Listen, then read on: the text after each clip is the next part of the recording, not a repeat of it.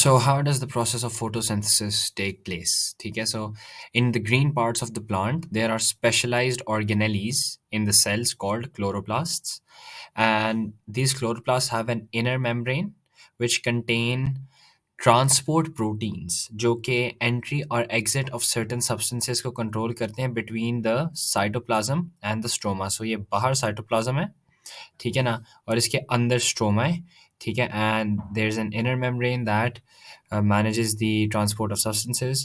Then there are structures called grana that provide surface area for photosynthetic pigments, electron carriers, and ATP synthase. ठीक है, so there are specific proteins that are embedded in the grana जो कि इन photo systems को जगह में रखते हैं। Photo systems क्या है हम आगे जाके देखेंगे। The stroma contains enzymes needed to catalyze the reaction in the light independent stage. और जो स्ट्रोमा है वो completely ग्राना को सराउंड करता है ताकि जो लाइट डिपेंडेंट रिएक्शन होता है उसके जो प्रोडक्ट्स हैं which are needed for the light independent reaction can readily pass into the stroma. So, since water and carbon dioxide are necessary for the process of photosynthesis, let's talk about how they reach the cell. So, CO2 enters the leaf via stomata, जो कि leaf की surface पे present होते हैं, and CO2 molecules diffuse inwards, where they will encounter an opposite flux of H2O molecules rushing outwards. ठीक है, and this is normally going to be 3 to 4 orders of magnitude stronger.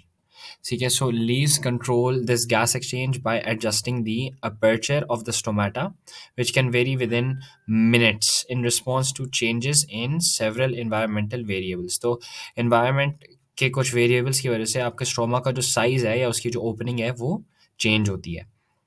And opening and closing of stomata is governed by light, humidity, and CO2 concentration. So these are the few environmental variables that can change the size of the stomatal aperture. अब water कैसे पहुंचता है? The water reaches leaves from the roots through the xylem, and then it enters the cell through osmosis, and then the water is distributed by the endoplasmic reticulum throughout the cell so that it can reach the chloroplasts.